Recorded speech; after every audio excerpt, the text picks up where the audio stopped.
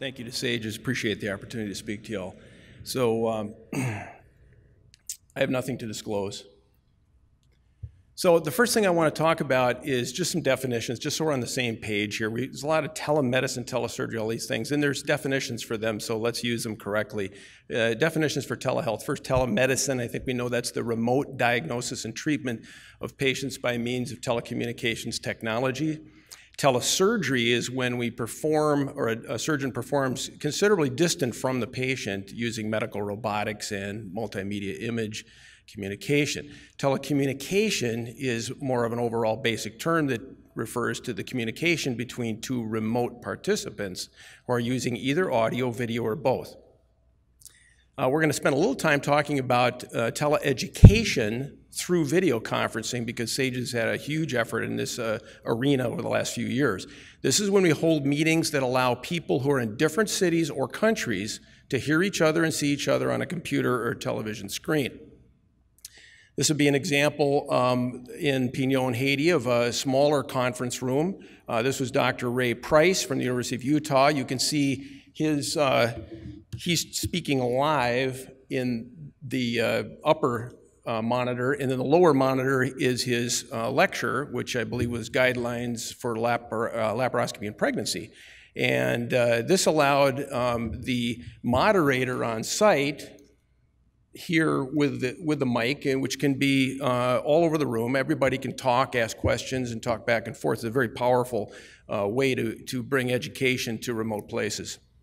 So what is telementoring? It's really coaching someone from afar, and it's another step up above all these other ones. It's the definition I like best is the practice of developing mentorship relationships between students and tutors who are geographically removed from one another. And I would stress the mentorship relationship because you really never experience great mentorship until there's a relationship going on.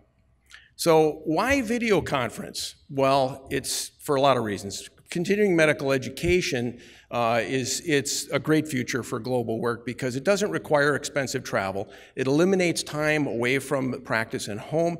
Now it only requires the internet to participate, which is almost global. It connects healthcare professionals. The information sharing that takes place between hospitals and countries eliminates borders, which is fantastic. Modernizes medical practices that are isolated, and it's particularly useful in the resource-limited environments that we're speaking about today. It improves the quality of healthcare outcomes, and it's a powerful educational tool to advance the standard of care. So how did we get there in Haiti? Well, it started with our efforts to bring minimally invasive surgery to the surgeons of Haiti. It started in this small town, which has been mentioned before, Pignon, and it started with kind of a novel and a controversial philosophy that was not very well accepted in the 90s. I think I was castigated and criticized by everybody from particularly public health, et cetera. And now I think they've come around on surgery because I was trying to promote the global importance of minimally invasive surgery. You know, I'm guilty of saying the poor benefit more from MIS than the rich. And I still believe that very strongly. And you know what? Other people do now too. The Haitian surgical community really desired it. They really wanted us to teach. They wanted to stand shoulder to shoulder with their other peers in the world. And newsflash, everybody wants MIS. I can say that because, of course, I'm at Sages. But because of this, on April 7, 2003, we actually dedicated the first telecommunicating endosuite in the Caribbean, in this small town with no running water and no electricity. And the theory was here, if we could do it there, we could do it anywhere. And you know, surgical education changed a lot in the 1990s when we got MIS because laparoscopy brought us monitors. And it really moved education, which required a head to peer down into a wound, and now we could look up at monitors, and they were very helpful. But as we looked at, this was the first lap chole down there in Haiti, and there was 27 people in the room, and our air conditioners couldn't even keep up. And I said, there must be a better way to tell other people who are all excited about this, besides just standing, you know, in the third row of the bleachers. And we said, well, gosh, there's a laparoscopic camera. You can see the nice in-light camera. And that's a Zeiss camera, very nice. You can focus in on what's going on the patient's body. And then, of course, you have the room camera to look at setup. So between these 3 different camera views, we could have a very nice set of information going to a classroom, which we built right near the hospital, ORs. And we put the distance learning classroom in. And then you can see now I could be perhaps in this train the trainers course for Lap Coli, I could be behind Dr. Tella, the chief of surgery there, and helping him make this transition to be a teacher. Obviously, I'm teaching here because I've got the head mic on and I'm speaking to a classroom full of residents and other surgeons in the country. But eventually, the goal is to get them to wear the mic and to do the teaching in their own language. So just a word about satellite-based for those of you that are going to places where you might want to use satellite. It was expensive. And once we got the internet through cellular, we gave it up. And it wasn't as practical as we thought it might be, because you can't really view surgery and help someone do surgery with the kind of bandwidth that you're normally going to get, particularly during the day when the traffic picks up and there's pixelation and you can't see what's going on. So, you really need 30 frames a second and a nice high definition view to be able to help someone do live surgery. So because of the coordination difficulties between our sites and too much wasted time and the expense, we eventually discontinued satellite. I think it's still available in some places in the world, but boy, if you can go with a high-powered cellular service, that would be awesome. And I mean, you just heard from the master, Mike Evans, don't leave home without one. You need one of these guys with you if you're a surgeon. And this is the person you want to have on your team. I mean, everybody's important on the team, but honestly, between you and me, if Mike's not going, I don't know. This could be a pretty tough trip. So the Haiti experience, what have we learned? Just kind of a synthesis of some of the things we've learned over the last 20 years of doing this stuff. OBGYN courses, general surgery, the hernia courses that, Dr. Chen mentioned, endoscopy, and now a lot in urology the last few years. We've teaching private physicians, faculty, and residents, which has been a big focus of ours. And what have we learned? Well, we've learned that the introduction of new technologies and skills requires a hands-on proctor. I think some of us in our societies want to think that we can just stay at home the whole time. We can't. We have to go down, develop the relationships, and be there in the operating room to begin with. And we have to assist the learner on site, because the development of the relationships is the most important step to be a true success at telementoring. So if the repetition of the new skills cannot be practiced, there's a limited transfer to the novice learner. There must be repetitive courses. You've got to go back in order to help this skill transfer. Now, what telementoring can do is it can limit the number of future trips, and hopefully that can be the mechanism for you to be able to stay at home after you've got the relationship established. Access to equipment and technology is absolutely essential, and obviously they have to take care of it and keep it there, keep it working. And alliances between the novice surgeons. We've got great alliances in Haiti between OBGYN and general surgery, which really we didn't do a very good job with in this country in the initial rollout. The first Lap Coli was done by a general surgeon and OBGYN, of course, together. And we've lost a lot of cooperation there. In Haiti, we want to do that differently. Every one of the laparoscopic courses is 50% OBGYN and 50% general surgery, because they both need to be expert at that. FLS, fantastic telementoring application. We actually, in our SAGES IPC course in Pignon, did FLS testing with Alan and Oscar up in Canada on some of our people that were learning it. And then what happened was, the reason why we have the SAGES global curriculum is because there was a massive earthquake on January 12, 2010. And this earthquake, which killed 250,000 people in 45 seconds, resulted in a worldwide sympathy, and including the leadership at SAGES said, what can we do about this? So in 2011, we actually sent one of the Go Global surgeons down there to check it out, do the site visit. 2012, we did the first international proctoring course there in lap chole. I'm going to say that I was teaching laparoscopic cholecystectomy before that, but once we got that curriculum, I realized that it was better than anything I had come up with. So the lectures are phenomenal and they're great. And although now I understand that it's going to be replaced with even something better, which you'll hear about, I think maybe later this week. iLap, it's coming. The first lap chole was therefore performed on a patient who could afford not to have it done. There were some done in the country before by the private practice doctors, but not in that public sector in the university hospital. And that was accomplished with Dr. Horacio Aspen and myself and Tom McIntyre back in June of 2012. You know, when we were there though, we really felt that the residents needed a lot more than an MIS course, particularly after an earthquake just destroyed their country. They needed basic resident education. Their medical school was completely collapsed, and the university hospital was at least 50% destroyed. So we wanted to just help them with basic surgical education. And what better way than to use the phenomenal help of all the SAGES professors from around the country. So we tried to explore the possibility of sharing the SCORE curriculum that we use in our nation with our residents with them.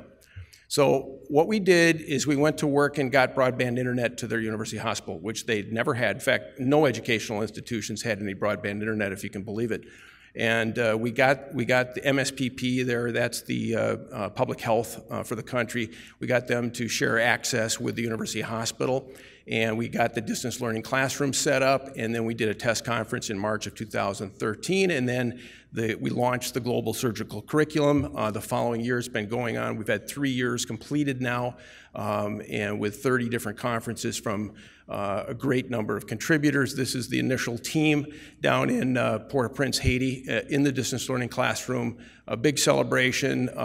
It's the first conference where all of the people there toasted with champagne because of a successful conference. And I realize how precious learning is when you see the response of the people when you bring them this kind of information. So basically, Mike touched on this, but the steps were we thought, have to go through this all over again in other places. Actually, distance learning classrooms popped up in other places because once they found out what they're doing, they were able to get separate funding and get it done in the other university in the country, the other universities that have residencies.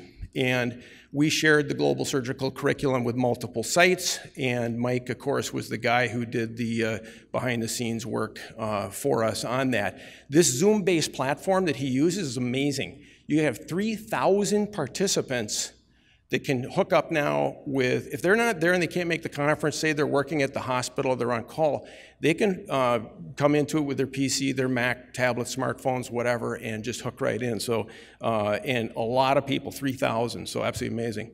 I'm not going to go over how we did it because Mike kind of went over how it's saved to a SAGES Dropbox ahead of time. They've got to get that surgical video down there first because they have to see it in high def. You know how frustrating it is in a conference when the video doesn't work right and you're trying to teach somebody. You've got to have that video in their hands ahead of time. You cannot play it over the internet. It won't look good and it won't work. So we upload it, they download it, and then we play it. I want to thank all the contributors from SAGES that have given these amazing conferences over the last few years. We got another year left to cover the SCORE curriculum, and then we don't know the global surgical curriculum. Hopefully, if it's archived and published, can go truly global at that time. So after we got the conferences going, there was still a clamoring for more information on the part of the residents and faculty. So that's when we got the online curriculum to them. So last year, after we were able to donate a subscription to the university hospital there, I became the sponsor for the residency. That's the way it's got to work if you're doing this overseas. And then we brought down a teaching team to train the faculty and the residents how to use SCORE. Basically, we brought our fellows, Dr. Katari from Gunderson Lutheran and myself brought our 2 fellows, and they pretty much ran the show. We had a big computer classroom set up, and they taught them how to use it. It was amazing. I'm telling you, it was like Christmas. Not one of these residents could afford a single surgical textbook with the money that it costs when they only make $100 and some a month. Look at what they get. I mean, 750 modules with a score outline, 13 leading surgical textbooks, 300 narrated operative videos. Oh my gosh, this is just theirs, and it was like Christmas down. They absolutely love this. There's active accounts that we are maintaining for them, and learning is picking up at a massive speed. So the final bump up, though, is telementoring. And if telementoring is going to work, there's two secrets to the success: to go from live proctor to remote mentor. You have to have the friendship. You've got to build that trust and that relationship first, and then later on, you've got the relationship established. You can do anything. Telementoring includes all of those other modalities we spoke about in the beginning. And you hope, if you're successful, you'll get an email like this one day. I got this one, a bunch of us did, that were helping with the mentoring. These are urology and an OBGYN surgeon that were trained to do vesicovaginal fistula repair by urology teams. And this was the headlines on the email. Breaking news, first vesicovaginal fistula repair at this small maternity hospital in City Soleil, the poorest place in our hemisphere. And, you know, they did it. They did it, not us. They did it themselves. And that can only be possible through all of these steps, including telementoring. So what's the impact?